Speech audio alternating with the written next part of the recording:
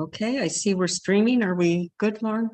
Okay, thank you. All right, good morning, everybody, and welcome to the continuation of our planning meeting from yesterday. As this is a continuation, I don't think I'm going to go through everything again. I need to recap that. I do want to let you know that Councillor Mazan, Councillor Edwards, and Councillor Hayes send their regrets. Councillor Hayes may be able to get back in shortly. She has a complete power outage where she is. And then I'm going to ask about pecuniary interest again today, just because the clerk suggested I do that. So does anybody have any pecuniary interest to declare? No. Okay. All right. So we have three delegates. We're going to start the agenda with our site alteration and tree preservation bylaw that as a continuation from yesterday. We have three delegates, and I think, Lauren, we might as well bring all three in at once.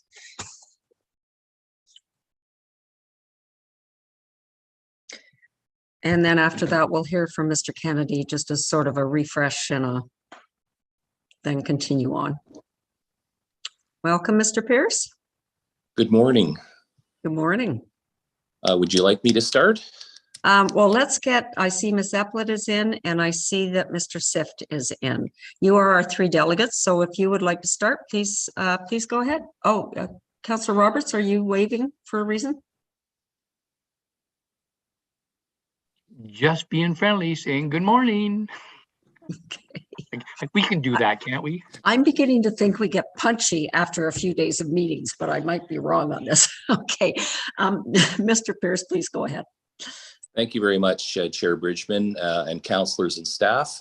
I did listen with great interest to your discussion yesterday on short-term rentals, and I acknowledge it was a very long day for you, so thank you for that. I think it will be challenging to implement, and it is an item that is of great interest to our membership, and they care a great deal about. Back to the matter at hand that I'm speaking to today, patios, they may not be permitted within the first 50 feet at this time. That's the current status. So the ask is to change that. Right now, it's not allowed, period. We note that 52% of the township's survey respondents were in favor of a minimum of a 200 square foot patio. 8% were actually recommending less than that. So a total of 70% were in favor of no more than 200 square feet rather. Clearly, less disturbance in the waterfront area is much preferred. Meridian's report on the draft number 3 of the OP, and I know you're going to talk about that, and that's coming up Monday, recommends new construction within the 20-meter setback should be conditional on demonstrating a net improvement to the ecological integrity of the project.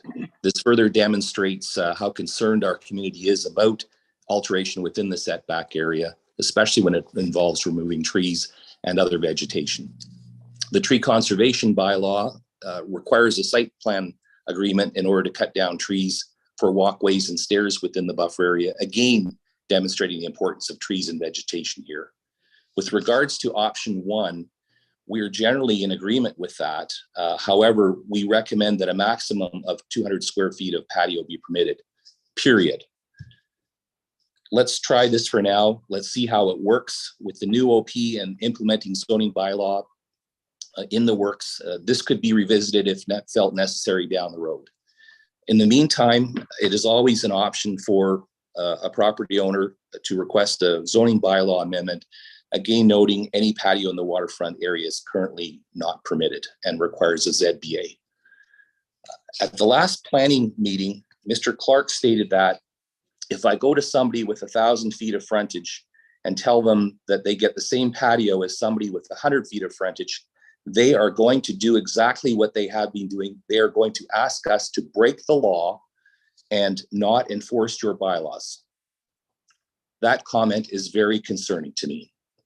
I'll leave it at that. There's been a tremendous amount of public input into these bylaws. We implore you to recommend these bylaws to council at this time. As we've heard, Mr. Kennedy needs the additional enforcement tools now, such as increased penalties and scope, such as olive islands. Thank you. Thank you, Mr. Pierce. Ms. Sablett, welcome. Thank you. Thank you, Chair Bridgman and committee members. I'd like to make 4 comments on the updated bylaws. First, Mr. Kennedy acknowledged to Mr. Pierce and me in our recent meeting that he's going to capitalize all of the defined terms in the bylaws once the content has been finalized and before they're presented to council for final approval. We're really pleased to hear this and believe it's critical in order for the meaning of the bylaws to be clearly understood and for the township to be able to enforce them at a tribunal, OLT, or in court. So that deals with capitalizing the defined terms throughout the bylaw. Second, we'd like to remind you that contrary to what some people have suggested, sedimentation control plans and tree preservation plans are not new. They're both included in the current bylaws that were passed in 2008. Third, we support providing property owners with the ability to prove a tree is diseased by providing evidence of disease. We think that the wording proposed in option 4 of the appendix to staff's report will ensure that this will be just as effective as an arborist's report, since the evidence must be clear, concise, and satisfactory to the township's officer or director. We think this is the creative approach by staff that will have the added benefit of being less costly and time-consuming for the public. Finally, the public has been provided with an abundant opportunity over the past 6 months to comment on these bylaws, including through 2 rounds of direct conversations with staff, a public survey, and I count 4 planning committee meetings. So we hope you will vote in favor of these updated bylaws today, so there's a chance for them to be approved during this term of council. As staff said in their report, both bylaws do need to be updated so that they are more clearly enforceable.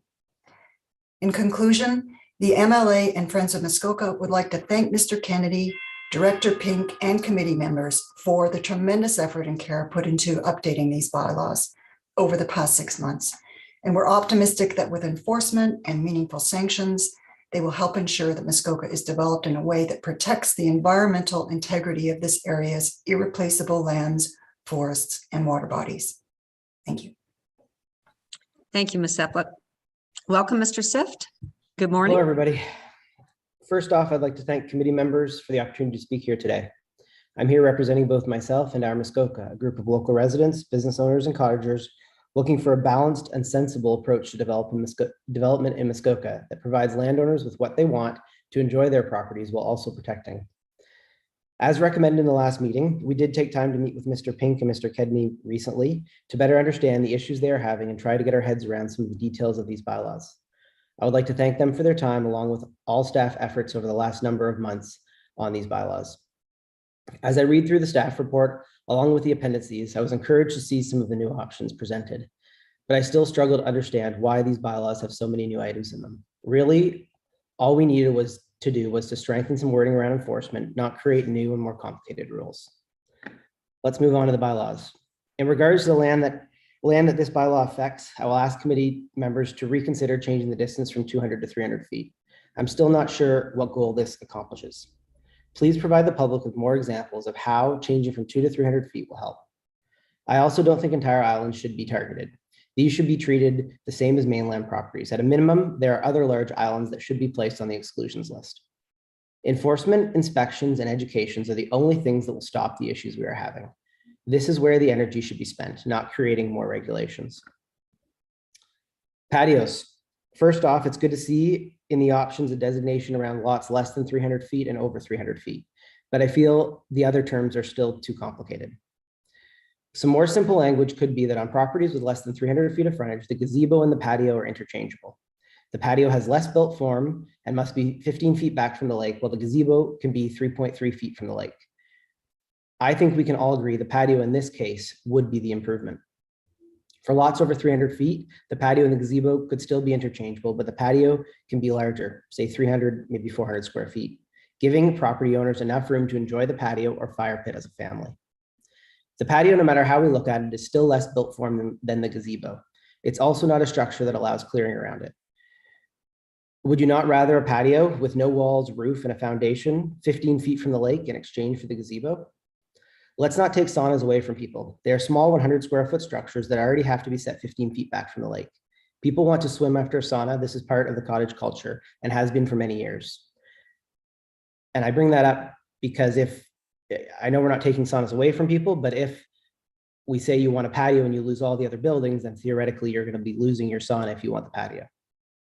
The pump house is a rarely used building, and it's very small, utility structure not used by people. I personally think if this bylaw changes as it's outlined now, people will not give up the right to these buildings. They will just put their patio 50 feet from the lake and keep all the buildings they are allowed, which is 350 square feet. Let's keep the language simple and give our cottagers and residents what they want to enjoy their properties. Arborist definition. Thank you for a few options to help with this definition. I feel option 3 makes the most sense, as long as the word or is placed between A, B, and C. If not, then I don't see the difference between the current draft and this option. Mr. Kennedy, I would ask if you could comment on if the or was missed or was intentionally omitted. If it was omitted, I would like to know how this option is different than the draft. Regarding diseased trees, we feel the proposed new wording works better and will be easier for landowners to operate inside of instead of them needing to immediately provide a report. We're also in agreement with the recommendations to remove mulch from this bylaw. In conclusion, I'll ask committee to please think about our points as outlined today. I agree there has been opportunity for some public input, but I still feel a proper public meeting should be held, so people can ask questions and better understand the implications of these bylaws. Thank you for my time today. Thank you, Mr. Sift. Thank you, all three of you. All right, so I am going to, first of all, Mr. Kennedy, perhaps you could respond to Mr. Sift in terms of the arborist question of the or in between each option.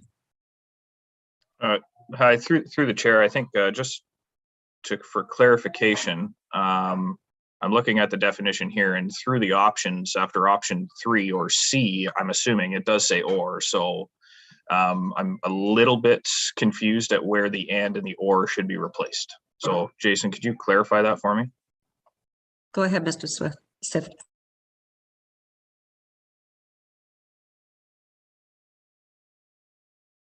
Well, I think I believe it's you're on mute, Jason, but I think you need an or after A and an or after B is what Mr. Sift is.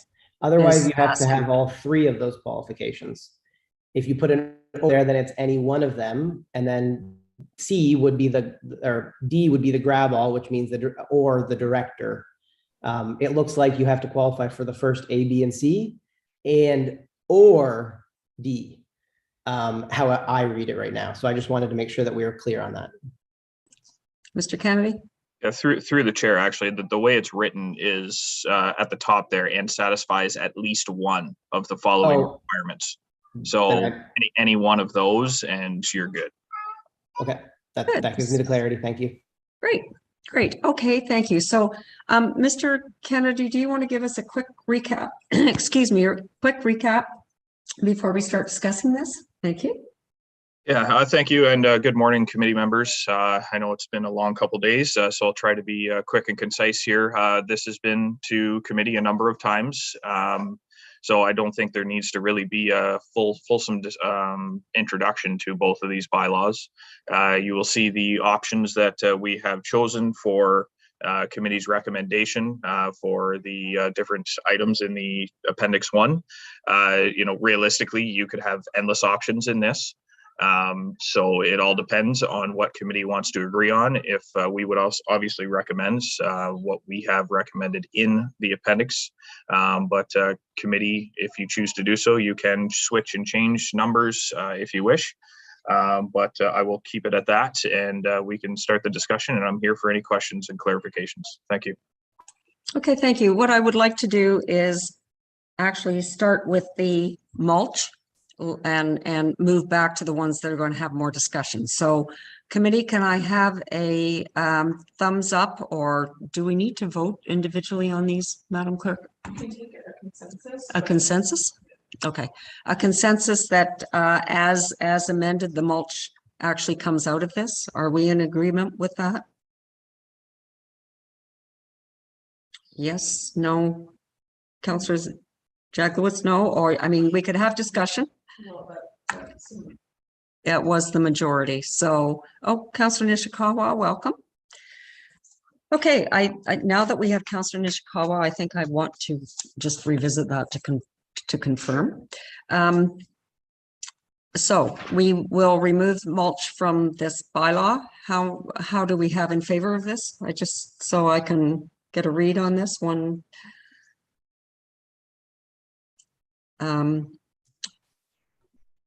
As recommended that we take it out. All right, so we have 4 and those who want it left in. Sorry, I missed the question. Oh, I'm simply. sorry. No, that's okay, Councillor Kelly. I'm simply trying to get a definite answer on some parts of this, and mulch is the first one. It's now been recommended that we just simply remove it from the bylaw, and I believe that we have the majority agreeing to that. Okay, so that's direction for that. Councillor Jaglowitz? You need to unmute yourself, Frank. Yeah, I just didn't respond because I'm not just sure what we're talking about. Does this mean that the mulch is allowed or not allowed, or what's the? I just don't understand what we're doing, but that's just maybe I'm the only one. So. No. I think let's make sure everybody understands. Mr. Kennedy, please. Through the chair, the mulch is being removed because we felt after consideration and reviewing this a little bit more that it was a little bit, I guess, if you will, kind of too tedious. I don't think that the intention is for us to be getting complaints because someone's put, red or black mulch onto a property, and we're going to be going to enforce that they need to have some sort of natural mulch. We've been given some documentation that shows that those colored mulches actually can be colored naturally now. I believe there's one company called Grow Bark that does that, and I believe all of the nurseries in this area all carry that kind of stuff. I don't think there's any nurseries up in this area that you will find any type of contaminated mulch. If you're going to find that, it's going to be at some sort of private gardening facility that I don't think you're ever going to find close to being up here. So we took that out just so we aren't going and getting these mulch complaints because of colored mulch. I don't think that's really the intention and goal that we're looking to do here. So I agree with that. Okay, terrific. So now the disease trees, please come back, Mr. Kennedy. Let's just have a quick update from you. What is being recommended? Through the chair. So this addition really is a little bit easier for residents. There was some community feedback that the arborist report was going to be a little bit too burdensome for some owners in regards to diseased trees. So we've added the portion that owners are able to send us photos of what they believe are diseased trees. And in my practice, when we get these photos, the photos of these diseased trees almost actually look like they're just dead anyway. So it's relatively easy for any person to know that these trees are under the exemption to be cut down. So we've added that in, so it's a little bit simpler for people to be able to cut these diseased trees down without actually having to get an arborist report and producing that before they go through. Thank you for that. Mayor Harding. Thank you for that, and I appreciate the simplicity of pictures versus an arborist report. My concern or my question is, does our staff's opinion trump the arborist report, or does the arborist report trump, if there is an arborist report, and it'll come to the next section as well, our staff's opinion? And I am aware, Mr. Kennedy, you'd be aware as well, of an individual who cut down some trees, later produced an arborist report saying they could be cut down, but I know we are challenging that arborist report. Our staff are, and still laying charges. So I'm trying to understand the validity of the arborist report or how that works. Mr. Kennedy? Through the chair, in that situation, when trees are already cut down, it's very, very difficult for us to determine whether or not the tree was diseased. In the situation you are discussing, the arborist report actually was very hypothetical. It wasn't anywhere where they were definitively able to tell that all these trees were diseased. It was more or less they may have been. So that was the difficulty we had in that arborist report, was it wasn't definitive enough for us to accept. So that's the challenge that we're going to have. If someone does cut trees down, we go after a complaint and we look, and when you look at a stump and there's no indication of decay or disease on that stump, we have to take that at face value. If they do have an arborist report that definitively shows that these trees were diseased and they got that before the trees were cut down, then we would take that. But when trees are already cut down and we aren't sure and the arborist isn't sure, we err on the side of caution that they did contravene the bylaw. So that's that type of situation that we may run into some issues, but very rarely does that happen. Supplemental, if I may, then I wonder whether or not we need language in this in particular that talks about a definitive arborist report and/or we will err, just so we allow the public to understand where we may go. Just because it does provide some confusion whether or not the arborist report is definitive or not. I've always been, and I appreciate where you're going, and I want to certainly protect everything. Our provincial laws are innocent until proven guilty, and if we can't prove one way or the other, we're just assuming guilt. So I'm just concerned that maybe we need to put some language in that it clearly defines that in the bylaw. So, Mr. Kennedy, can we, the arborist report has to be done while the trees are living? I see Mr. Pink has turned on his screen, so perhaps I'll go to Mr. Pink. Thank you, Chair. Sorry, Mr. Kennedy, perhaps you might have had the same answer, but I believe, Your Worship, the wording in the bylaw uses satisfactory, so it always will require that a satisfactory arborist report be submitted. I don't think staff's obligated to accept just anything that's submitted to us. I think we must review it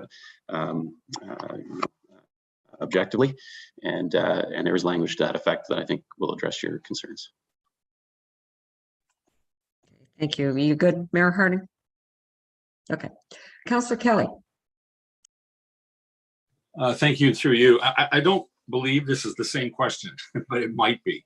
I'm comfortable with this, and I think providing the option to use photographic evidence instead of an arborist report makes a lot of sense. But all of that is predicated on the idea that the approval, either the arborist report or the approved photographic evidence, precedes chopping the tree down. And I don't think it's that's 100% clear in sub little I2, the second half of it. I'm just not sure that clearly says, we don't do these things retroactively. You got to come and get it approved before we chop. Okay, Mr. Kennedy, can we make that clearer in the in this? Yeah, through the chair, if we want to add some sort of language that says that the arborist report or photos have to be taken before they're cut down, we can definitely do that. I think that's very helpful. Okay, Councillor Roberts. Thank you, Madam Chair. That was my question, my suggestion to what Councillor Kelly just talked about. And I want to pick up on the word that Mr. Kennedy used, definitive, and the word that Director Pink used, satisfactory. I don't have the bylaw right in front of me. Is the word satisfactory used in the bylaw, Mr. Kennedy? Mr. Kennedy? Through the chair, yes, it is. Is it? Perfect. I just want to make sure that, not that sorry for doubting you, Director Pink. Just a clarification, Councillor Roberts. Councillor Zavitz. Thank you. And through you, I think just for reinforcement, I'm certainly in support of this critical lens on the whole disease tree thing. A couple of years ago, we had a beautiful 100-year-old, at least, deciduous tree right at the water, ants all over it, and it was decided by the company that I called and looked at it that, oh yeah, it was diseased and it needed to come down. So they come in and $2,000 later chopped this gorgeous tree down, and it was perfect. There were some ants, sure, but I mean, that's what this is all about, is to put a much more, as I said, critical eye on this. I think we do need to work very hard to protect, and so I'm certainly in support of this. Thank you.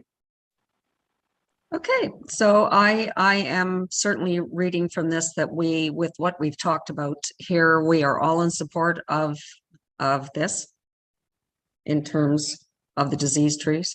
Okay, you have enough direction, Mr. Kennedy?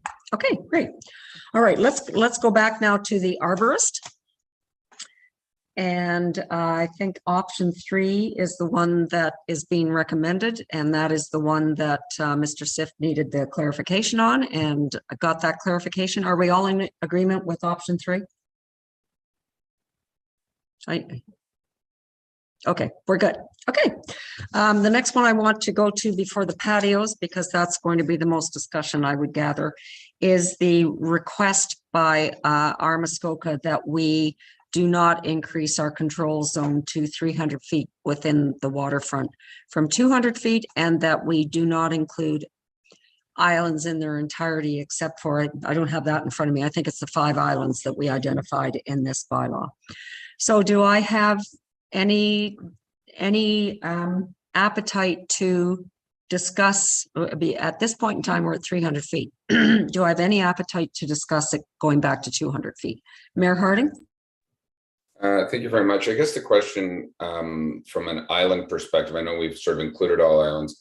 How many islands would not, if we just left the 300-foot mark and didn't include all islands, 90% of the islands or 95% of the islands would probably be covered off by the 300-foot perspective and treating all properties equally. How many islands would not be caught if we only did 300 feet, or how much would have a little bit of a sliver in the middle? So, Mr. Pink, how's your vision on that one? Please take it away. Thank you. Through you, I certainly wouldn't want to guess at that. I think we would have to do some extensive GIS measurements and exercises. I think you're likely right, Your Worship, by going from 200 to 300 feet, it likely will capture a large percentage of islands in their entirety, or perhaps all small slivers in the middle.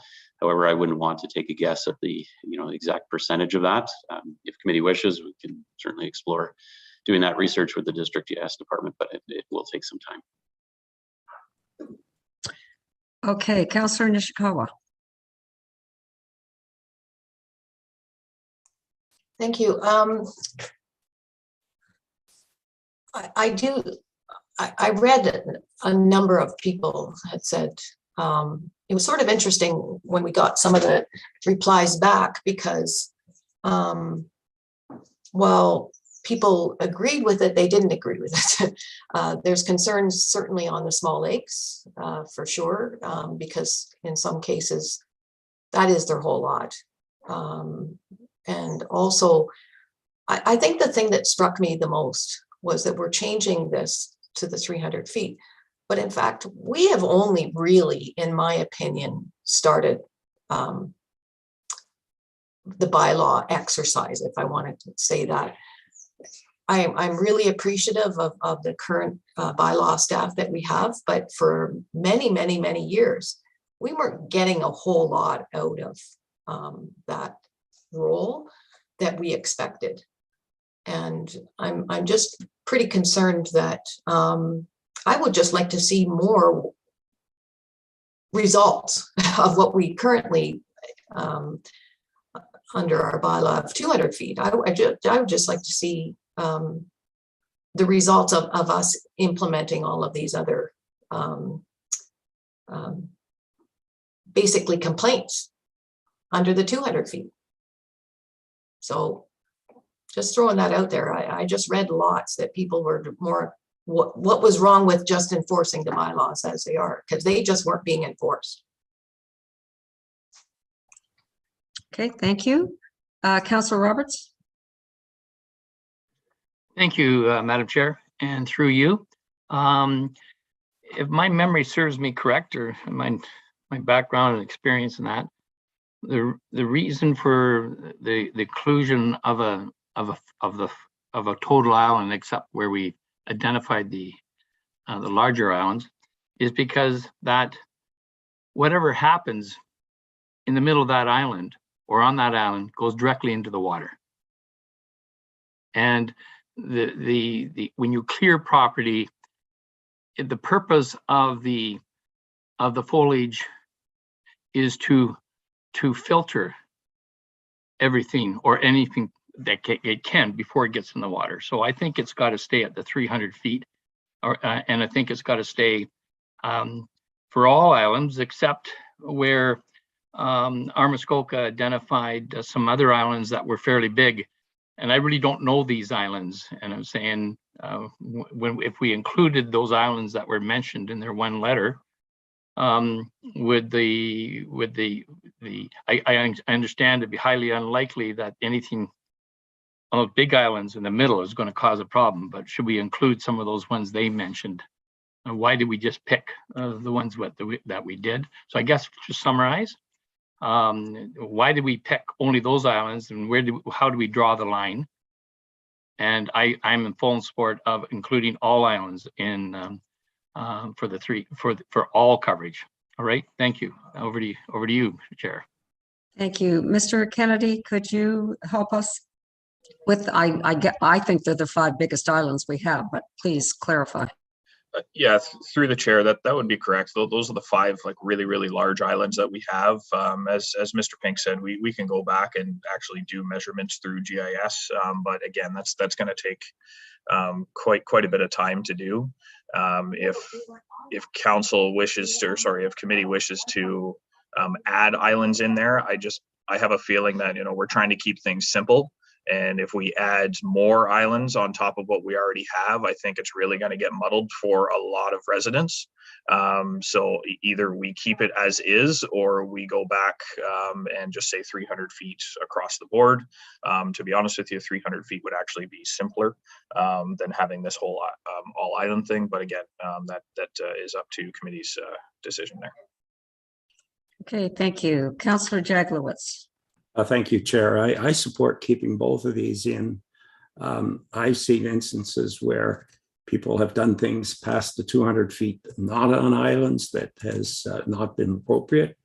And I think islands are very visible because you see them from all around. And once again, I don't think we're trying to control building here. We're trying to control site alteration and tree preservation. So I support the way it is written. Thank you. Okay, thank you. Mayor Harding. Thank you. And I'm trying to think a little more, I don't want to say creatively here and understanding. I think Councilor Roberts made a comment that, islands are the big problem. Any particular water or any clearing in the middle that has to be filtered through the island. If the island is 400 feet across, it's all covered right now at 200 feet. But if it's a 500-foot island or a 600-foot wide island, then there could be some clearing in the middle. But ultimately, that water is going to end up in our lakes and rivers. It's interesting on shore, the 200-foot, and I think every property is slightly different. My own personal property at about 150-foot mark, it crests a hill and then runs back inland, and it's 1,000 feet to the next closest water course because of the topography in and around my property. And I know many people may be like that. Not all 600 feet of someone's property slopes down to the water. And I do know, I've got to come in, I want to build a pickleball court, or, we've eliminated sport courts in the front. They now have to be in the back, but now I've got to go through additional criteria to be able to do this. And I'm wondering, as a hybrid approach, and I think Councilor Nishikawa said it, let's see what our bylaws are actually doing. As we're now enforcing, as we're now going after people, what if we actually put the 300-foot mark to the islands and left it at 300 foot for all islands, and we remained on mainland at 200 feet? It certainly encapsulates much of the island property issues that we're going to face. We had an island brought up last spring about a pool house and everything being just done in the middle at 200 feet back. That would have certainly solved that problem and put them under greater site plan for that. But the individual property and somebody who wants to build a sport court or do whatever beyond the 200 feet gives a little bit more flexibility while at the same time protecting the environment. So I'm not sure what committee's appetite would be, but I would actually look at 300 feet on the islands and lay 200 feet on the mainland. Okay, thank you. Councillor Kelly. Thank you. And through you, I gotta have a little different look on this one because quite frankly, and if you'll accept some quasi-scientific input from clearly a non-scientist. The issue here isn't, I don't think, and I hope it's not about aesthetics. And I think probably references to things like the view from the canoe kind of is a head fake on what the real issue is. The real issue is that trees add real value to preservation of the health and welfare of the environment, and particularly the water quality. If you're wondering whether things are humming along well and it's just a matter of bylaw enforcement, how does that explain flooding as much and as often as we've had? How does it explain the change in the size and scale and location and frequency of and the time of year of the outburst of or outbreak of blue-green algal blooms? Those things are seriously impacted by the health of the forest. The tree gives a lot back. Each tree does.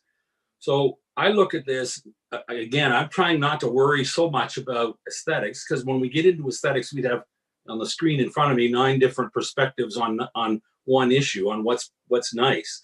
I'm trying to look at it as these things pump water, these things sequester carbon, these things add calcium back into the watershed, and those are great value adds to a healthy environment, which I think is why we're even dealing with tree preservation. So I'm all for 300 and I'm all for full island. Thank you. Thank you, Councillor Kelly. Before you speak again, Mayor Harding, I'm going to chime in here. I was going to agree with Councillor Jaglowitz. I agree with you, Councillor Kelly, for those very reasons. This is about the environment for me. And so I would like to see it stay as written. Mayor Harding? Thank you. And I guess the question I want to ask is, we have made some significant strides in our current bylaws, and I'll talk about sport courts and tennis courts, which you could put anywhere on your property in the past. We've now pushed those theoretically to 200 feet if somebody wants to do it to protect the waterfront. I don't know of any property out of 18,000 properties in Muskoka that somebody goes to the 200-foot mark and says, I just want to cut down all my trees and look at a nice funny lawn or do something in that particular case. The reason people would cut down a tree would be to build a tennis court or a sport court or something of that nature. So my question to staff is, since we pushed the sport courts to 200 feet, how many people have come in for variances short of 200 feet, or are we already pushing those back? If we go to 300 feet and somebody wants to put in that same sport court, are we anticipating that they're going to have to come in and ask for a variance or ask for permission to do so? And in the case of a sport court going in at 250 feet, why would our staff say no? Or why would our staff say yes? Or is it going to be a blanket that I now have to go to 300 feet back? And most people's lots are probably not 300 feet deep. So I'm trying to really understand what our staff are going to be involved with any kind of a development, or are we just saying no development in 300 feet, period, with the exception of a cottage and a gazebo and a thing. So that's what I'm really trying to understand, what we're actually going to do. Okay, Mr. Pink, hang on a second. Yeah, thank you. Okay. Sorry, Mr. Kennedy, I think the question was more planning related, so I'm more familiar, I think, with the volume of the planning applications we've been receiving. So I agree. I think the change that council recently made a few years ago to move sport courts to beyond 200 feet, I think was an excellent change to our bylaws. I would probably say we're in the range of about probably 5 applications for minor variances to permit sport courts within 200 feet in the last 2 or 3 years. So there has been the odd application, usually due to a lack of depth or topographical concerns, where locating it closer to the water has been deemed more appropriate than pushing it back. I think the way it would work, if a sport court was proposed between 200 to 300 feet, they wouldn't need a variance. You only need a variance from the zoning bylaw. But what an owner would have to do is apply for site plan approval to allow a sport court within 200 feet. that would then exempt them from the tree and the site alteration bylaw. Alternatively, they could apply for a permit under the tree and the site alteration bylaw to allow a sport court within 300 feet. So it would add that level of complexity where if it was kept at 200 feet, essentially sport courts would be allowed beyond in lieu of any tree removal permit or site plan approval. I hope that helps clarify. Thank you. Well, help me. There's still that ability to have that if you want it or apply for it. So I am going to get a read from you. How many people would like to stay with where we are now, 300 feet control area and all of the islands, except those 5 that were mentioned in the bylaw, apply in terms of coverage? Who would like to have that remain?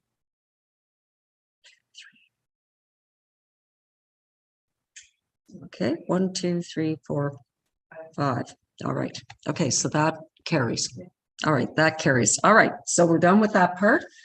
We are now going to move on to patios. You've heard our delegations this morning.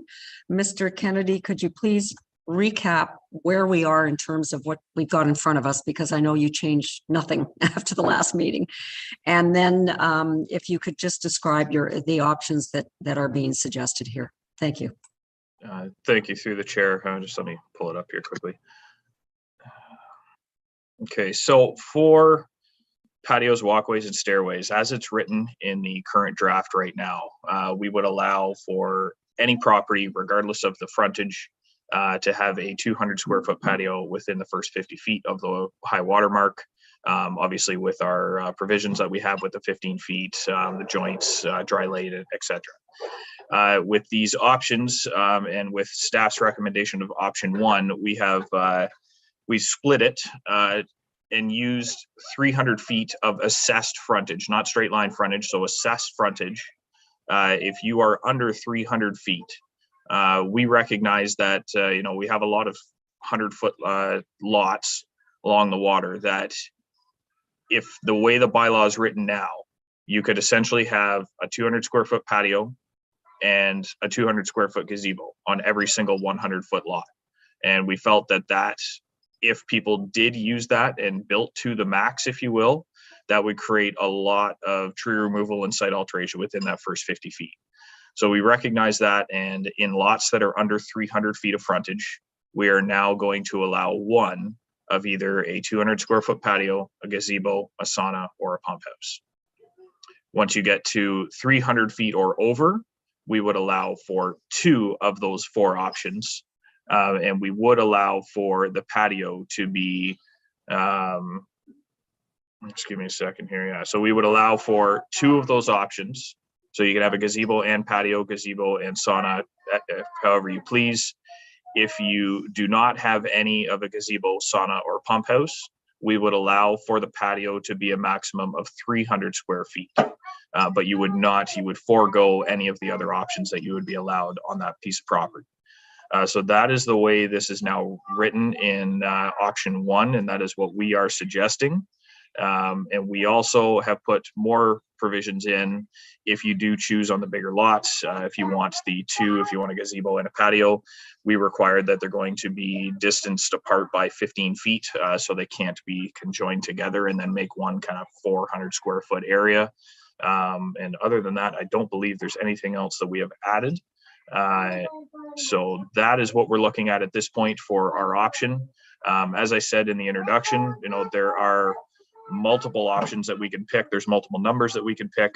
So it really depends on what committee's appetite is today on if we want to change it from what the option is read or go a different direction. Thank you. Okay, thanks, Mr. Kennedy. And I also, before I turn this back to committee, Mr. Pink, you and I spoke a little bit about, I believe that you did some research into environmentally what the planner, why you're going down to 1 for the 300 feet. And I'm not saying this very well, I'm sorry. Can you repeat that conversation we had? So. Sure. Thank you. Through you. I know there's obviously been a lot of discussion on the patio size. I would wager that that seems to be the last large remaining point of debate on the bylaws. And I know a lot of those groups or individuals who have engaged in the process are questioning, the background or the scientific reasons for, the size limitations, or where are these numbers coming from. As I noted in previous discussions, it is based on the review of countless environmental impact studies, water quality impact assessments over the years, and a consistent recommendation from all environmental consultants to always keep tree removal and site alteration to a minimum within that shoreline buffer, consistent with reasonable access and minor buildings.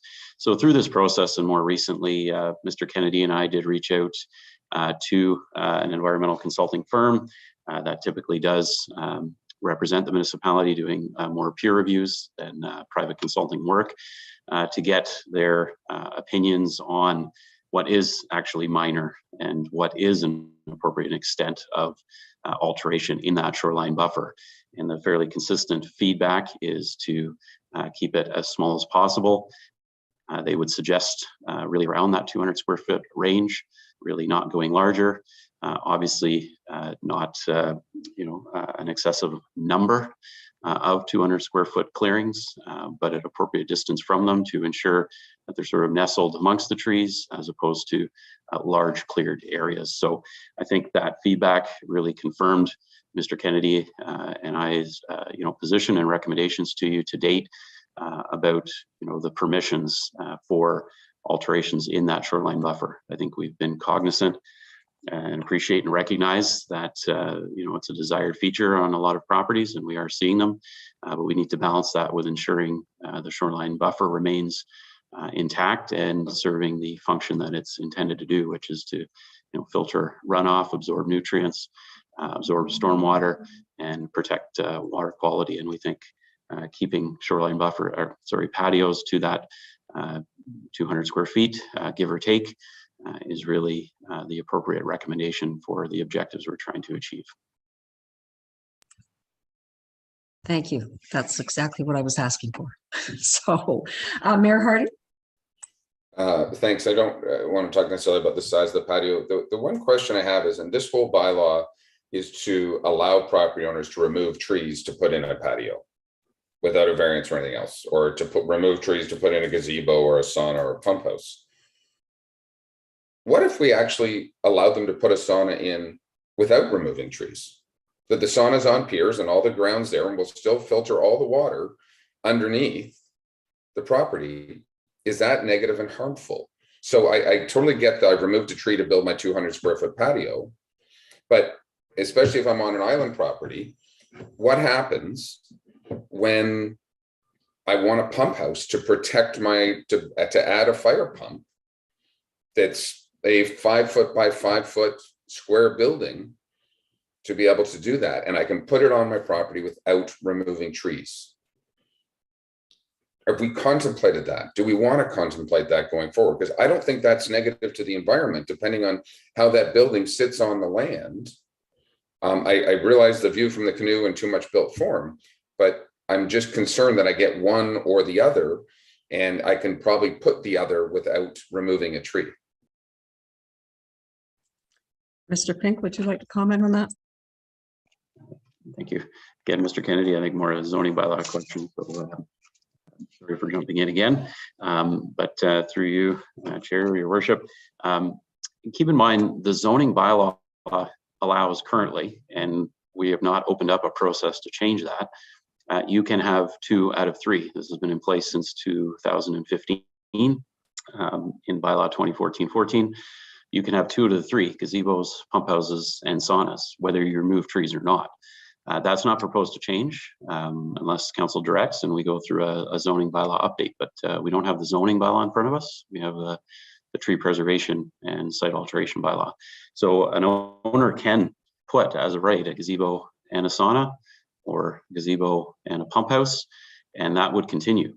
What we're suggesting is if you wish to have a 200 square foot patio, all 3 would likely be excessive, particularly on a smaller lot. And that's what we're trying to balance with these bylaws. is allowing that 200 square foot patio, but in so doing, we would suggest that you have to give up some of those other permissions. And that's how largely staff's been treating the site plan approval process for a few years now, where we may allow a small patio down by the water, but on that site plan, we wouldn't approve also a gazebo and a sauna and a pump house, et cetera, et cetera. So we're trying to balance that, and the bylaw would now make that clear.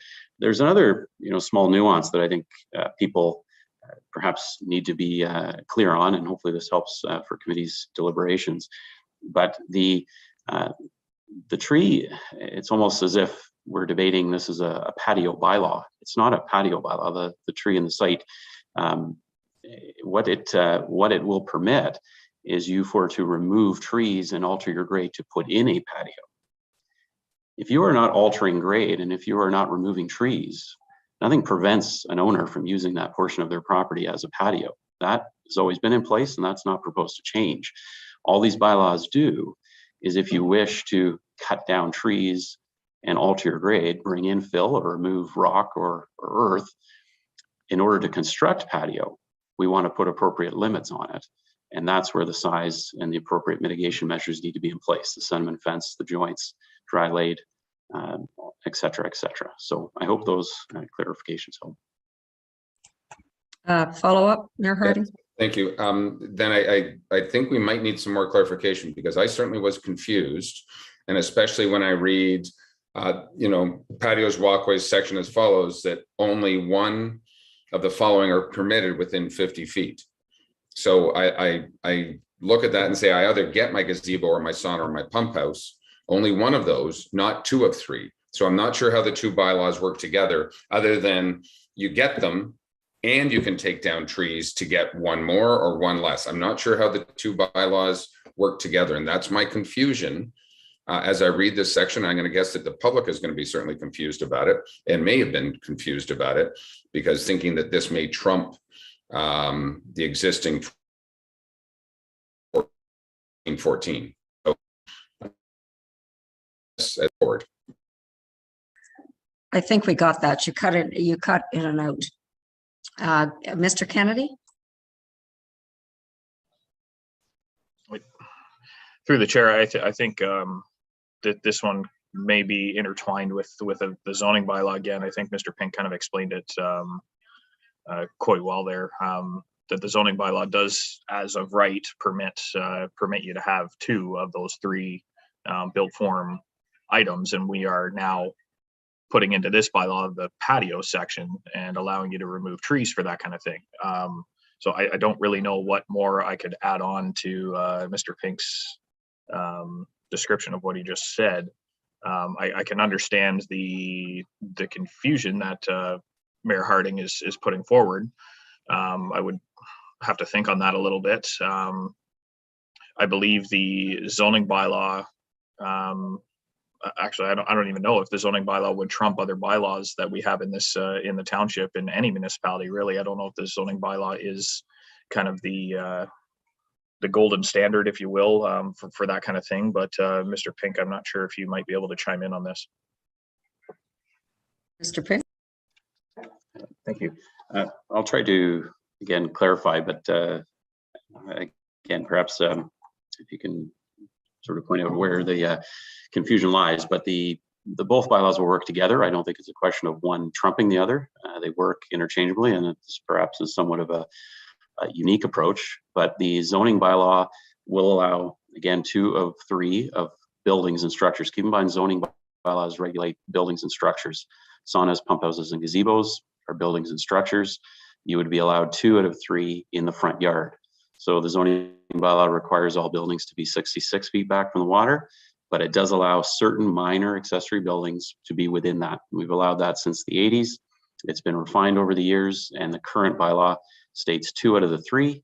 There's a height limit of 15 feet. They need to be 15 feet apart from one another, modest setbacks from the water, et cetera, et cetera. So that would continue. If an owner has a pump house or a sauna or a gazebo or more than one of those, and they wish to put in a patio and clear more trees, the current draft would prevent them from doing so, because they have multiple buildings within the front yard already, so they will have to make a choice. And that's essentially how the two bylaws will work together. If they choose the patio, it will remove their ability to construct what's permitted under the zoning bylaw, and vice versa. So there are choices there. It gives some flexibility. And we hope to and like to think that we've struck an appropriate balance of, again, allowing some minor accessory buildings that consultants have recognized can be done appropriately, but not allowing an excessive amount of either buildings or tree removal and site alteration to negatively impact shoreline buffers. Thank you. Just a quick follow-up, if I could, Mr. Pink. So I think what I heard you say is if somebody already has gazebo and a pump house on their property and now they want to have a patio, they could remove one of those and instead, so they have that option. Thank you. Councillor Roberts? Thank you, Madam Chair, and through you, when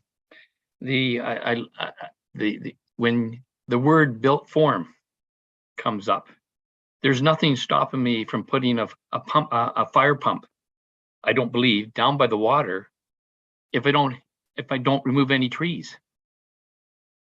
If you know, that's what I'm assuming. I'm not going to remove it. I looked around the lake that I'm on for people that have patio, we'll call them so-called patios, but they have them on their property on rock, and they didn't have to take down a tree. Those, I believe, are still permitted. If you know, you have a small little area that's safe, you can have your fire pit or whatever.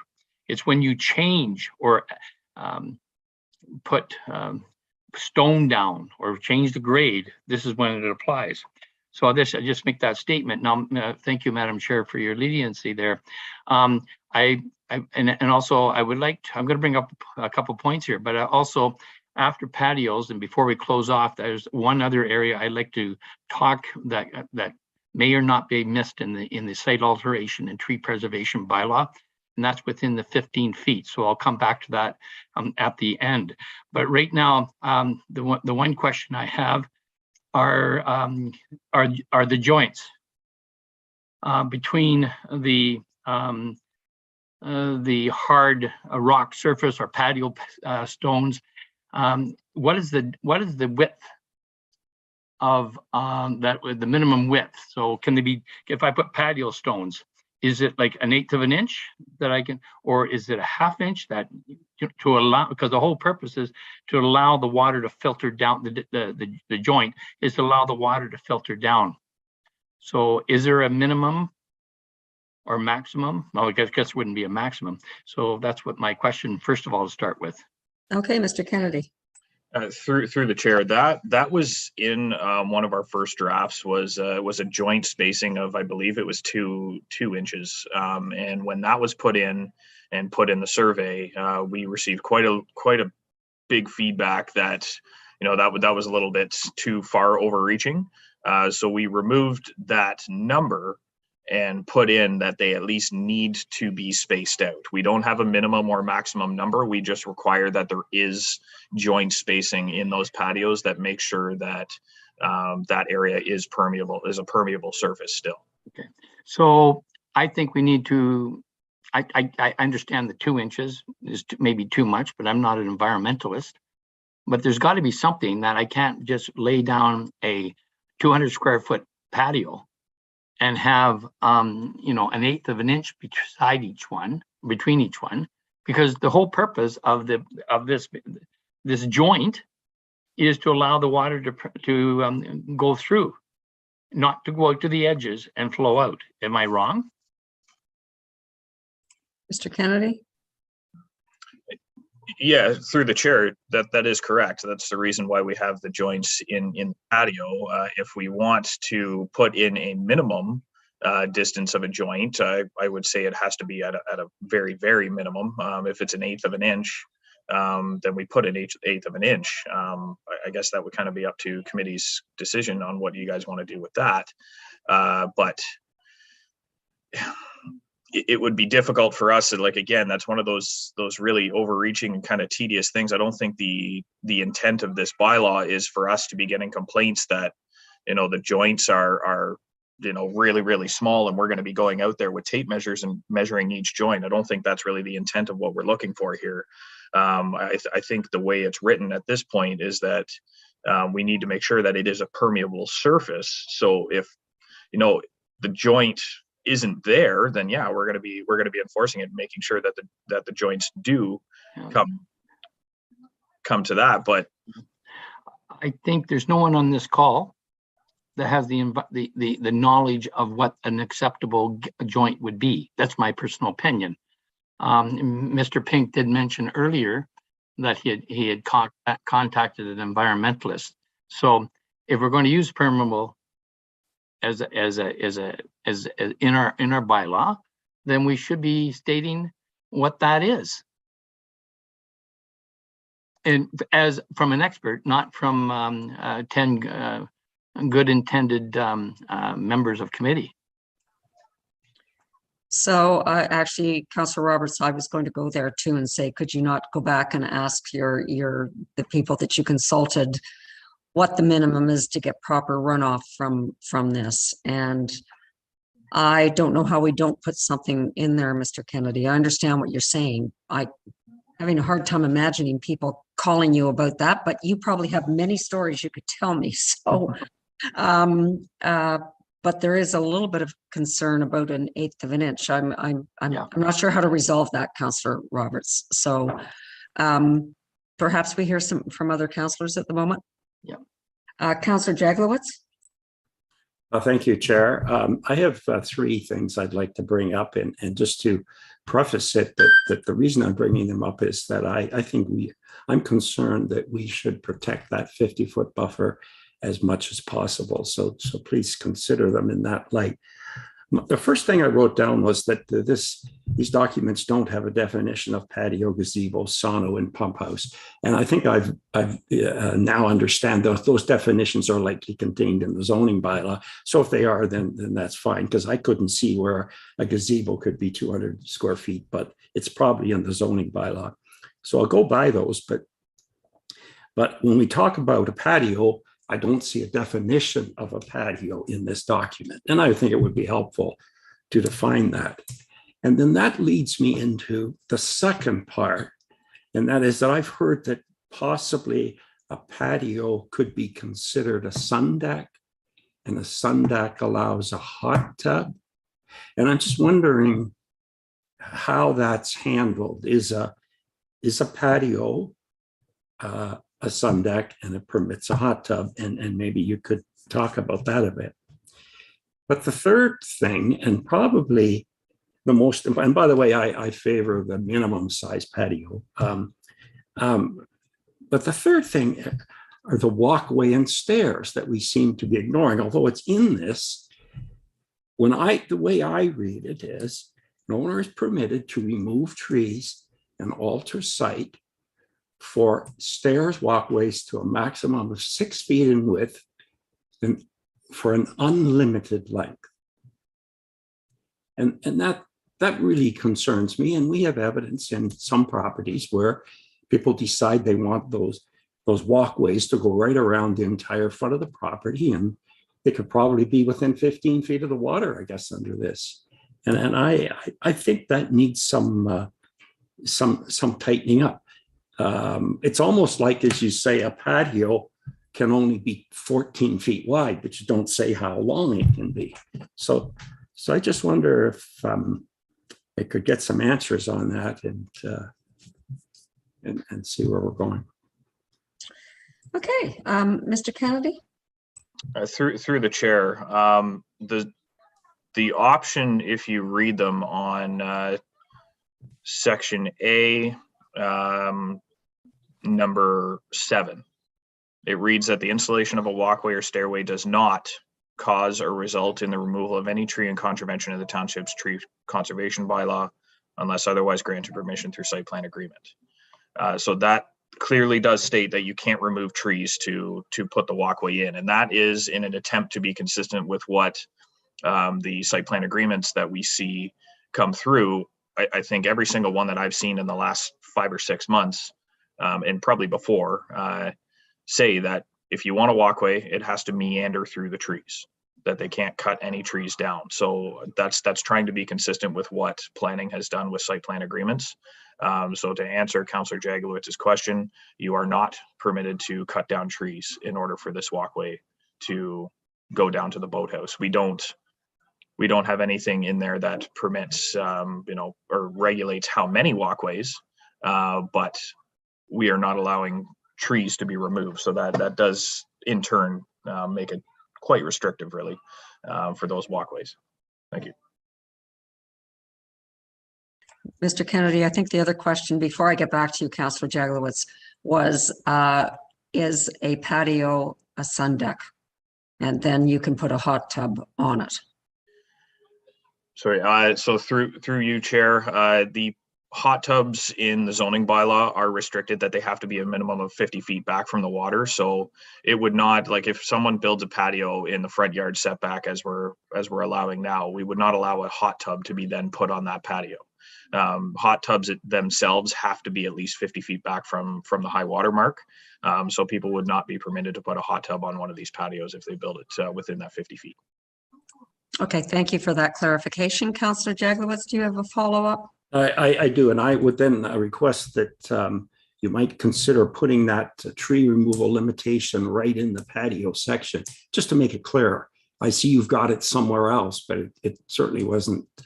In fact, I don't think it's in I think the patio section's in the site alteration, isn't it? And you're saying there's a restriction in the tree preservation bylaw? It would seem to me that if a person's not allowed to remove a tree to put in a walkway or a staircase, then it should probably say it. And maybe I've missed it, because in the section I was reading, it just said it can't be more than 6 feet wide. So what you're saying is a sun deck is not permitted in the 50 foot. Is that correct? So I'm going back to the patio hot tub thing. So a sun deck is not permitted in the 50 foot front yard. Is that correct? Mr. Kennedy? To answer the sun deck question, no. And to answer the question about the tree removal, it is in both sections. And it is under the patio and walkways and stairways sections. Okay. Under both there. If you look at the additional options, the last numbering on where it says for the patios and stairways, it does both say that they can't cause any tree removal that is in contravention of the tree conservation bylaw.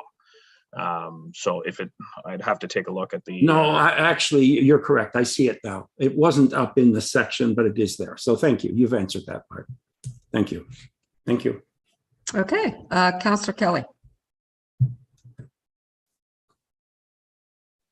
Thank you. And through you, I actually had raised my hand in reference to Councillor Roberts' comments about the gap between stones. And quite honestly, at some point in time, in everything that we're looking at adopting as part of a bylaw, we have to actually, I think, sit and wonder whether this is enforceable. And the reality is, we talked yesterday about enforceability and the bylaw enforcement team and how overwhelming we make their lives, I think, when we start getting into these kinds of details. I can't imagine. I understand and I really do value permeable surfaces, but at the end of the day, if we can contain patios to 200 feet and if we can create an environment where there's a choice to be made between 2 or 3 different types of structures, but only 2 are permissible on the same lot, we've accomplished a heck of a lot. And the energy and the time and the investment in spark plug gauges to go around and figure out whether we're at a 1/8 gap or a 1/16 gap, I think that money would be better spent through our new communications department, saturating all of our constituents with information about how responsibly, environmentally responsible building and patio development might look. At some point in time, and I think this is that time, we've got to recognize that unless we're all going to go out there and build this stuff for them, we're going to have to relinquish some control over the minutia. And that's it. Thank you. Okay, Mayor Harding, and then I think I can maybe wrap this up. Thank you. I'm going to agree with Councillor Kelly that, from a permeable perspective, let's call it permeable. and let staff figure that out, because we can or can't. We get into, I believe, almost construction techniques, and I want to talk about one of them there. My son lays stone. That's what he does for a living, as a stonemason. So as we start to limit, this has to be a 1/2 inch gap or 3/4 inch gap, we may be jeopardizing the integrity of the subbase when they start to lay these stones, and how they're done. But what I want to talk about is the point 6, which is the installation of a patio stairway or walkway is dry laid. And I understand that from a walkway perspective. I understand that from a patio perspective. But depending on a stairway, especially if somebody's building over a small rock outcropping, either we're forcing them at times, if they can't use concrete from the stairway perspective, they may have to secure those stairs in. And again, I'll say my entire stairway is built on the side of a rock. So it has concrete. There's not a chance I could dry lay my staircase from my cottage to the waterfront. So have we vetted these technical terms and the dry lay versus wet lay in some of these areas? And especially I'll say with stairways, my limited knowledge of stonework with a stonemason and with construction, to what can and can't happen, because otherwise we might be into a ton of extra work along the way. Mr. Kennedy? Through you, I believe that specific situation is going to come down to an officer discretion thing. If stairways are built on a rock and they have to be supported in some certain way, I don't think we're going to be coming after someone because it's not dry laid in that sense. I think we're going to recognize that, the best practice construction wise is to do said thing. And I don't think we're going to be doing any enforcement in that sense. So that way, again, that's going to be more of an officer discretion thing if we do ever receive a complaint for something like that. Okay, thank you. Councillor Jaglowitz.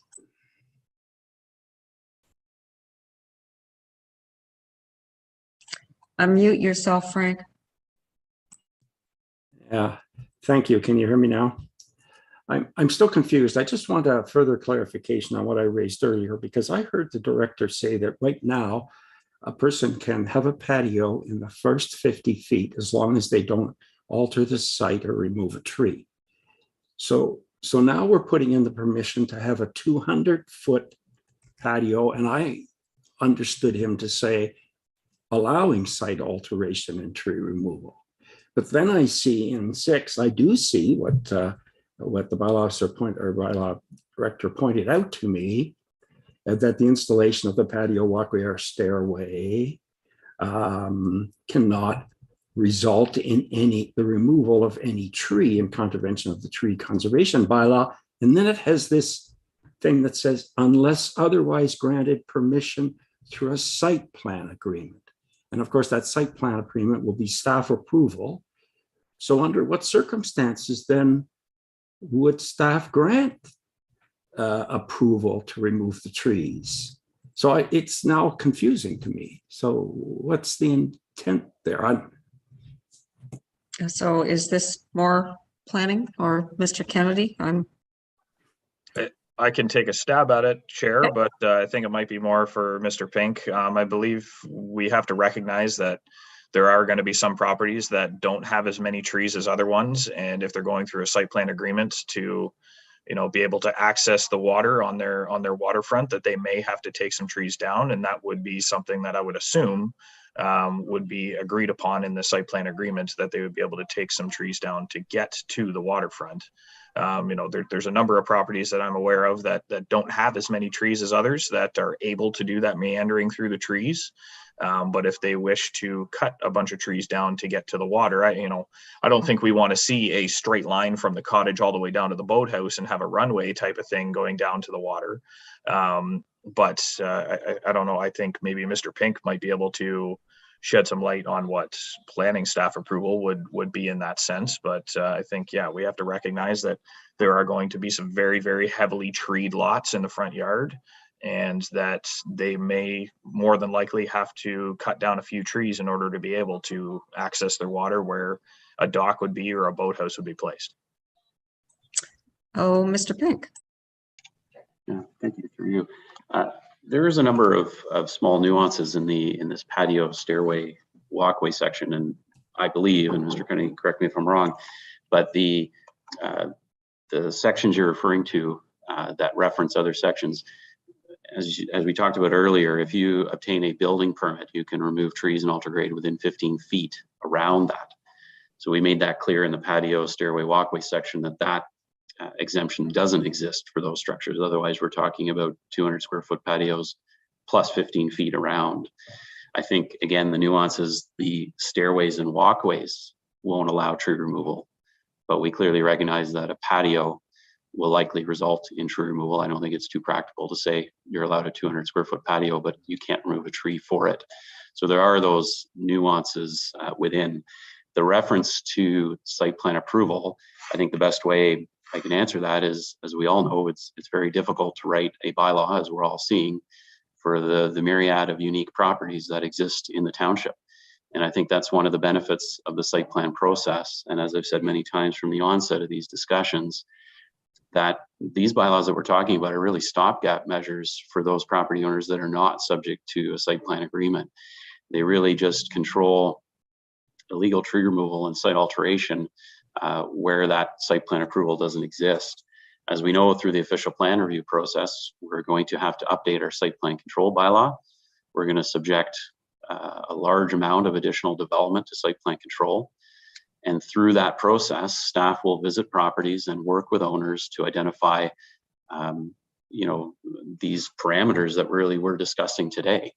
And should a property, for example, be ideally suited to allow a patio 10 feet from the lake instead of 15, because 15 feet really actually is a horrible spot, but 5 or 10 feet is a great spot for a patio, then perhaps staff may approve that site plan, even though the tree in the site bylaw today says you have to be at least 15 feet back.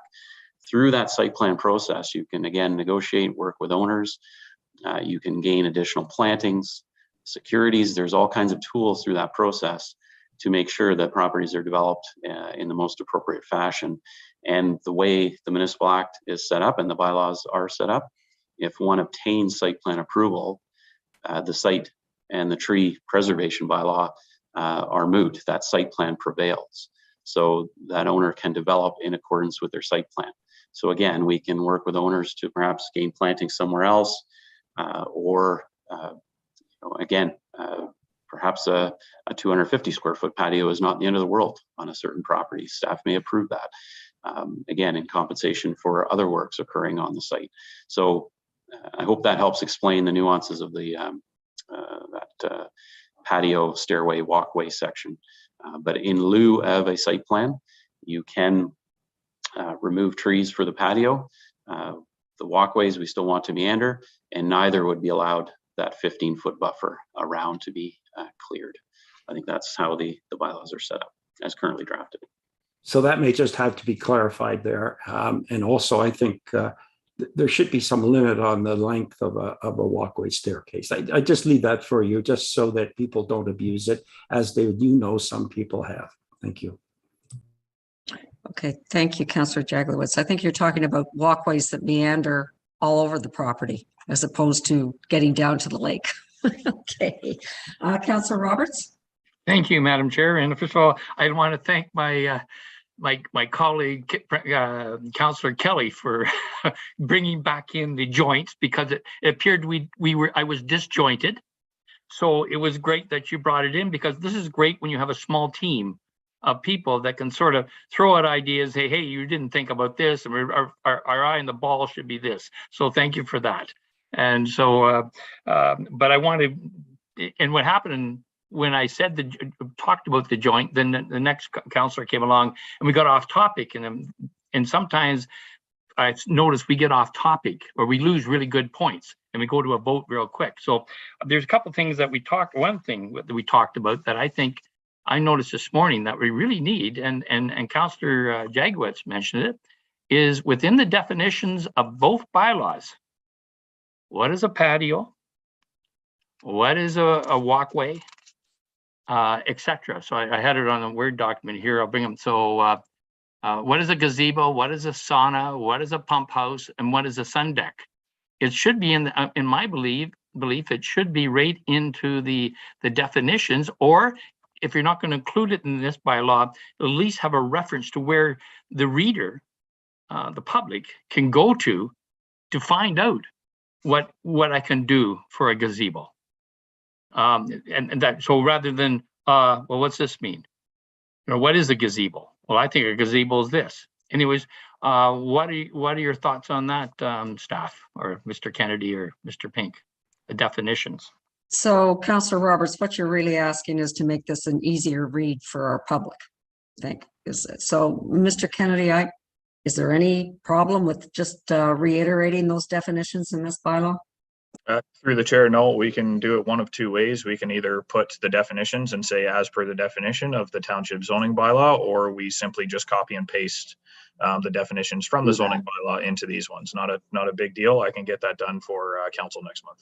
Okay, well, we're going to copy and paste then so that we're completely consistent, I think. So Councillor Zavitz? Good, thank you, and through you. Certainly appreciative of the comments listening here. I think the definitions are important, and I think they should be included clearly.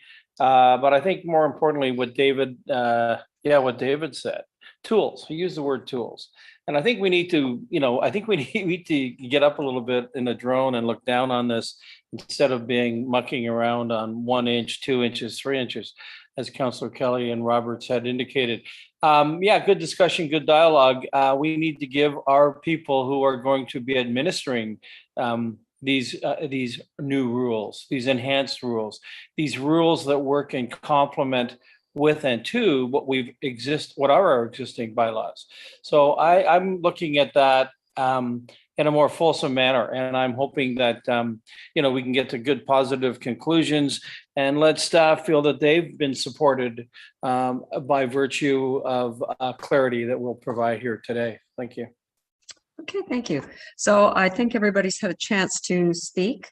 I am going to ask now, Councillor Kelly.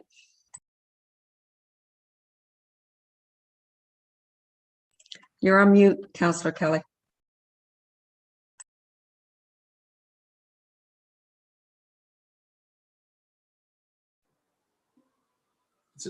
Can you hear me now? Yes, we Somehow, can. for some reason, it was a two-step process this time. I apologize. If it's out of order, just let me know. While we've been talking, we all have received an email from Mr. Sift, who has stepped back from the limelight, reread the definition of arborist, and still thinks that it needs tweaking. And I'm raising it just simply so that when we move forward, we've given it, still thinks there's an or missing, and that's an OR and not an AOAR or two. I throw it out there. I don't think there's a dispute as between intentions. I think we kind of had reached consensus from my perspective. He just still thinks the language as it's defined in 3 needs another look. So could I perhaps suggest that Mr. Sift work with Mr. Kennedy, that we can sort of turn that back over to staff to, because if the intent doesn't change, then let's just leave the wording. Mr. Kennedy, you good with that? Yeah, through the chair, yes. Okay, great. All right, so here we are on patios. I also support option 1. Everything that's been said here makes sense to me. And I continue to go back to the fact that a larger patio can be put farther from the water by owners if they're looking for more seating. This is not to be the party patio down by the lake for noise, but to me, the environmental part overrides everything. So, but I put my 2 cents worth in there. All right, so option 1, which is being recommended by our staff. Do I have support for option 1? Okay, there we go. Mr. Kennedy? Terrific. And I believe that covers Councillor Roberts, you wanted a couple of more things. Thank you, Madam Chair, and through you, just a clarification. So once again, I read through the bylaw this morning, predicated on some of the discussion that we had yesterday on alteration of the shoreline or the first 15 feet.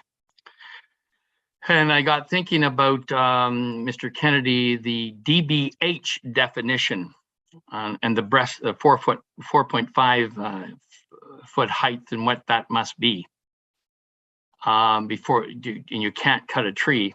But I have worked with the district as a private citizen and the district through the Watershed Council and Love Your Lake and et cetera, to rebuild the waterfront of the Ribbon of Life that you've heard me talk about so much.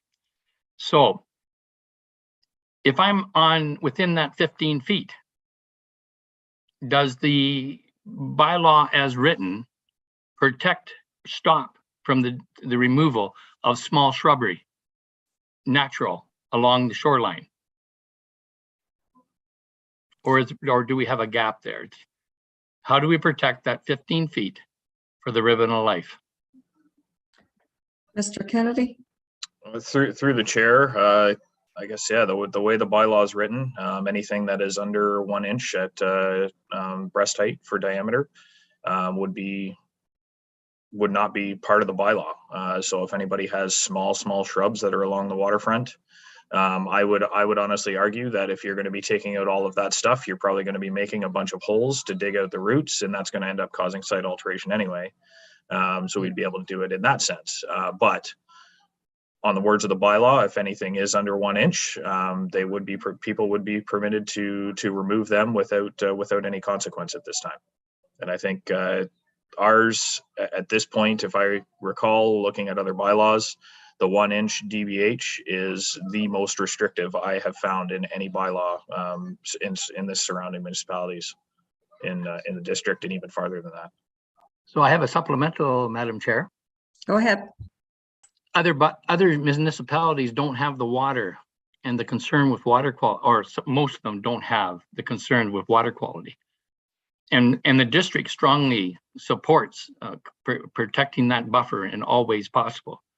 So I want to propose, or would like to see, protection of that 15 feet of shoreline.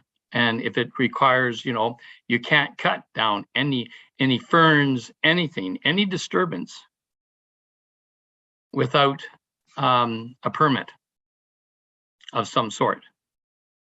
So that's what I would like to ask, just to be supportive of what the district is promoting over and over. So I see, back to you, Madam Chair. I see that Mr. Pink has turned on his. Mr. Pink. Thank you, and through you. I think, Councillor Roberts, you're very well intentioned, and I agree with you. The importance, we seem to always concentrate on trees and mature large trees, and yes, they are important and provide a good visual buffer, but you are correct, the understory, the shrubbery, the growth, that's all very important too, and actually does a very good job at stabilizing soils, preventing erosion and sedimentation. And it's very important.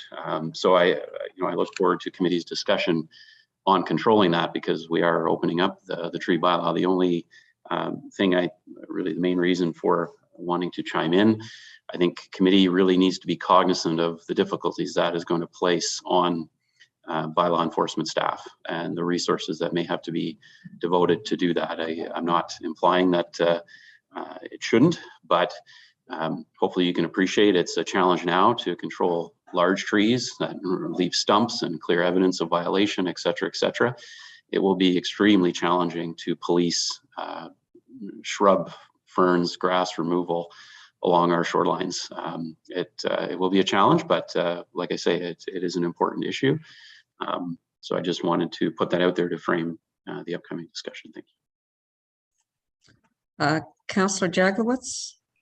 Thank you, Chair. I support Councillor Roberts' approach, and I believe I did raise that in one of the planning matters yesterday.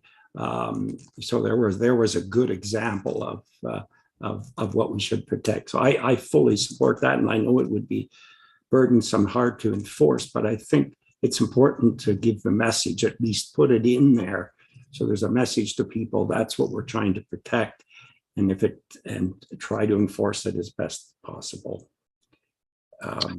Thank you. Councillor Nishikawa. Thank you. I don't know how I think we're going to have so many so many details that there, it is going to be. So I think about a number of properties that I'm involved with. And in fact, the amount of planting that we have to do on a constant basis at that shore because of the flooding. We're not talking, you know, we haven't discussed this, but it flooded this year too, that eroded away those trees on properties or those small shrubs that were planted. And so how do you police that? Like, how are you you're gonna then inspect all these properties, say, guess what, you flooded out, you've got to I don't know where it stops for a staff perspective. I do believe that, you know, we've talked about education. I have faith in people that they are willing to do better. I really do, because I've seen people with fantastic intentions, but in fact, they didn't have the knowledge before they owned their property, but are willing to learn.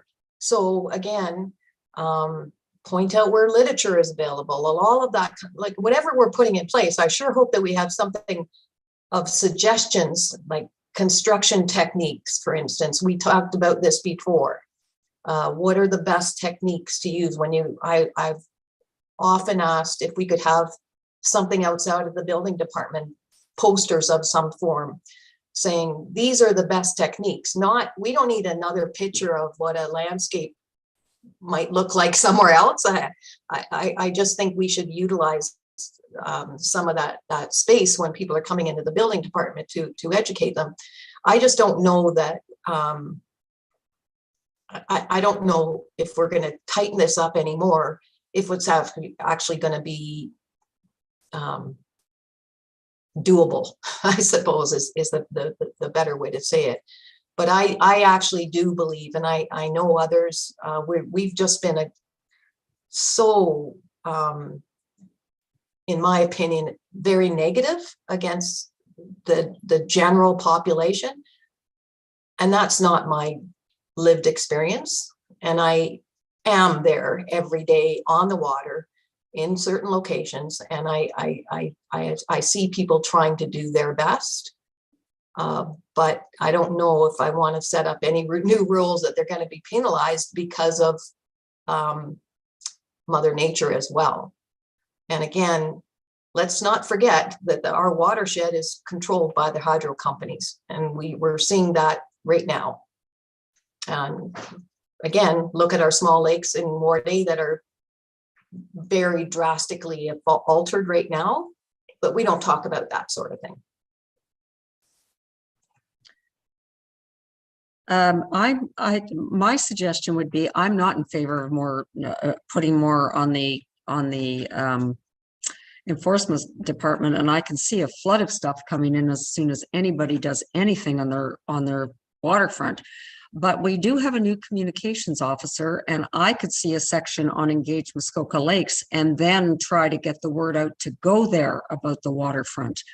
So that, and I agree with you, Councillor Nishikawa, most people really want to do the right thing here. It's a matter of finding the material. So I look at that as maybe something for our communications officer. Mr. Kennedy, I'll let you speak before Mayor Harding. Yes, through the chair, actually, and that's kind of a good segue. I wanted to mention this near the end. As far as the education goes, I do have a little bit of a plan / idea, and this was actually brought up by a few of you councillors, and over this past month, we've actually had a couple inquiries in regards to injuring tree permits and site alteration permits. You know, as Mr. Pink has said, since 2008, we've very rarely ever had these permits, and I've had 3 inquiries in the last 2 weeks about this. And what came up was that they couldn't find the actual application. And I will admit, it actually is quite difficult to find unless you know exactly where it is. So I have a little bit of a plan that I am going to try to have it to council for next month when these bylaws do come back, if they do come back to council, that being said, and have more of an idea for council to look at. I'm looking for like a dedicated webpage, if you will, on our website that is specific to tree preservation and tree conservation and site alteration. And I'm looking for, depending on what we choose for these patios, having tables of, hey, if you're under 300 feet, here are the 3 options. If you're over 300 feet, here are your options there. Frequently asked questions, having a few examples of what acceptable patios would look like, a few examples of what unacceptable patios would look like. So that's kind of a vision that I'm looking towards for having ready for council. And I'm going to be working with our communication specialist on that over the next month. But yeah, my hopes are to have that in front of council next month when these bylaws do come back. That's great information. Thank you, Mr. Kennedy. Mayor Harding. Thank you. And you took the words out of my mouth from a communications perspective. We can overregulate, we can overrule. I think we need to really define how big the problem is. And let's suggest we have 10,000 properties, waterfront properties across Muskoka Lakes. We might transfer hands 500 of those properties a year. Those new people are the ones that might need some because they want to change the thing. But out of the 10,000, it's not significant. And 500 probably waterfront properties is probably excessive. But the one thing that is going on is we're putting site plan control onto many, many more properties. So many of those 500 are getting site plan control added, at which our staff are helping revegetate and add better waterfront buffers and ribbon of life on that. So I don't know of a neighbor around my area here, or as I drive down the lake, if somebody who's had a property for 50 years, they're not all of a sudden deciding this year that they want to go rip up all the shrubs on their shoreline because they don't feel like doing whatever. So I just want to make sure we quantify the true problem. And I think we can attack this better with education. One of the things I appreciate is what the MLA did about 2 months ago with their information seminar on what and how to develop your property, because I think that is key. And I know Mr. Pink and Mr. Kennedy were both inundated with questions and what we should do, and extremely well received. So the more education we can do, the better off we're going to be. More people are going to start applying for appropriate permits and developing their properties. And many people don't know how to improve the overall health of the ribbon of life. So to your point, Mayor Harding, I know the MLA also does the waterfront area, etc. And Mr. Kennedy, they may be willing to share those webinars that you can incorporate into the communications. Just a thought, if you wanted to, or you want me to contact them, whatever. Yeah, through the chair, I believe they have posted the webinar on their website, so I could definitely follow up with Ken and Susan and see if we can grab a copy of it to include in that webpage. And on the Muskoka side, they have also offered to do the same thing. We've yet to set a date for something like that, but we're more than happy to get that set up with Muskoka and do relatively the same thing we did with MLA.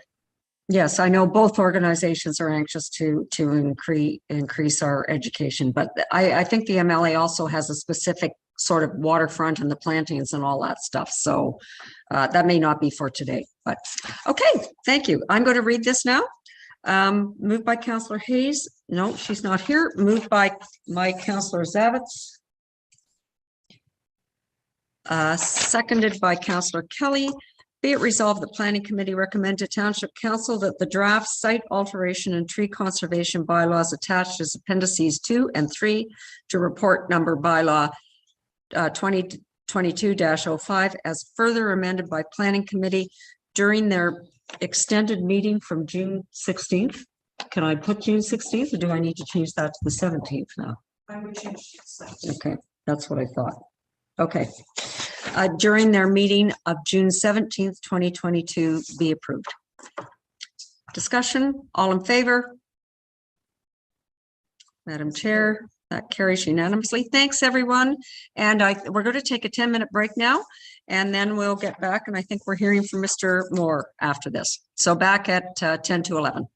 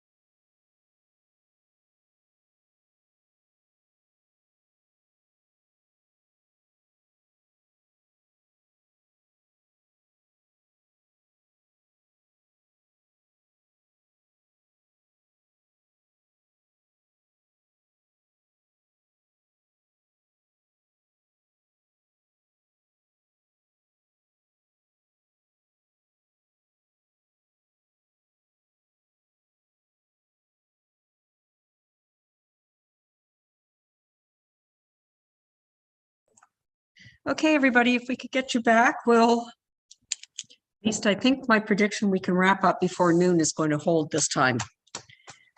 Mr. Moore, I know you're efficient at delivering your reports. Oh, what have we got? We've got, okay. All right. So next on our list is, I believe the first one's going to be the community improvement plan modifications. Mr. Moore, welcome. Yes, thank you, Chair Bridgman, and good morning, committee.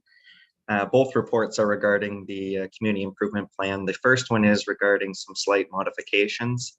Committee will recall upon council approval this past December, the file was forwarded off to the District of Muskoka for approval.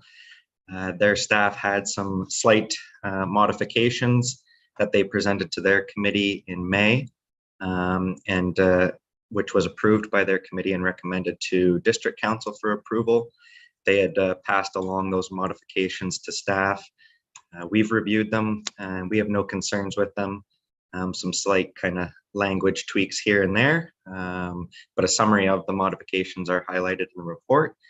Upon District Council approval, we can make those changes to the CIP itself and bring back to our council for final approval next month, or for at least information purposes. With that, I'm available for any questions. Okay, any questions, committee? I don't think so. Or Councillor Nishikawa. Thank you. Through you to Corey. I had a business owner in Bala pretty concerned about some of the things in the report or draft. And he just felt that his concerns were not noted at all.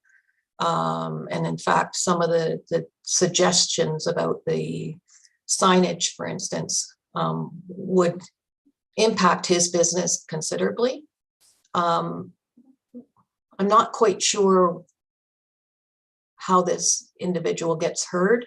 He certainly was involved in all of the process and didn't feel that he was heard. And is concerned that, for instance, staff may move forward in making a, like, for instance, we just may see at budget time that you want to spend whatever, $50,000 on signage for Bala, but that in fact, the general public wouldn't necessarily see the impacts until it got started, I guess, more or less. So I'm not quite sure how to address those concerns. Mr. Moore? Thank you, through you, Chair. Perhaps Councillor Nishikawa, we can connect offline and reach that individual, and I can work to help address some of those concerns, or at least answer those questions. Councillor Nishikawa, you look like you're on mute. I'm trying, Chair Bidgman. Can't work fast enough. I think I'm a little concerned because we had approved the plan, and that in fact,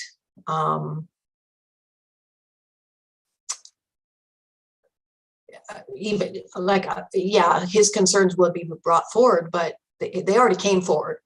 And so I'm just not sure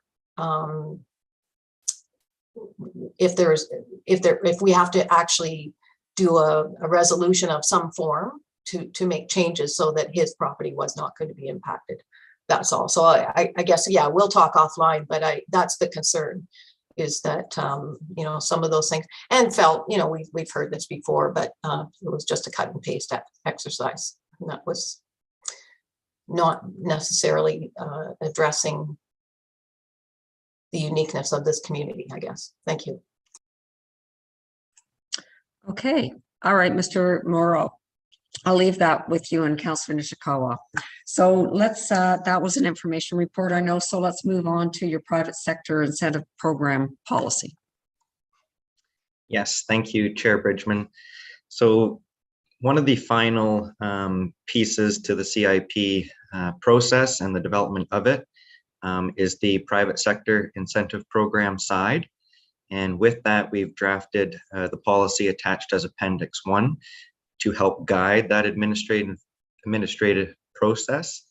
We reviewed it with our Grants and Economic Development Committee last month. There was no suggested changes that came out of that. Overall, the policy itself is a similar process to our current municipal grants program, an application-based process that is reviewed by a committee recommended by council at the start of the term, and all final approvals as recommended by that committee would come through council, subject to availability of funds, etc. So with that, I am happy to answer any questions, Chair Bridgman. Okay, thank you, Mr. Moore. Anyone have any questions or comments or concerns? All right, I'm going to read the motion then. Moved by Councillor Kelly, seconded by Mayor Harding. Be it resolved, the Planning Committee recommends to Township Council that the Grants and Economic Development Advisory Committee's recommendation to approve the draft Community Improvement Plan Private Sector Incentive Program Policy attached as Appendix 1 to Staff Report CED-2022-20 be approved. Any comments? All in favor? That carries. Okay, thank you, Mr. Moore. Okay, so I believe we are now basically on to, is there any new business? Anybody care to raise new business today? Well, that being the case, then I now have a motion to adjourn. So I thank everybody for coming back this morning. I know it's been a long week. We have a interesting week ahead of us next week. And just to let you know, in terms of Monday with our OP, we have 20 people registered officially for the delegation. And then we have the 5-minute delegation. And Lauren, how many do we have? About 12 for the 2-minute delegation. So most of our Monday morning, I believe, is going to be spent listening to our constituents. So everybody, thank you again and have a very nice weekend. And we'll see you back here at 9 a.m. on Monday morning. Thank you, everyone. Stay safe. Yeah.